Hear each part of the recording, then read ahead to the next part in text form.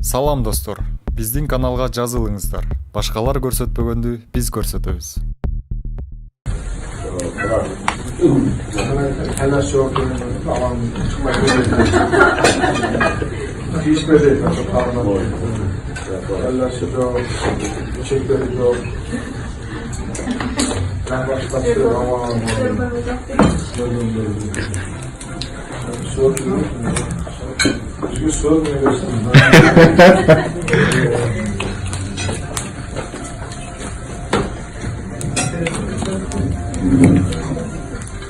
Скажи, а ягненок оттуда или местный?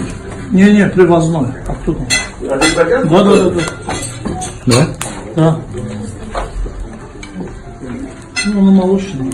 8 килограмм. Onları alıverirsen de bu sırında. Altı ve belirli.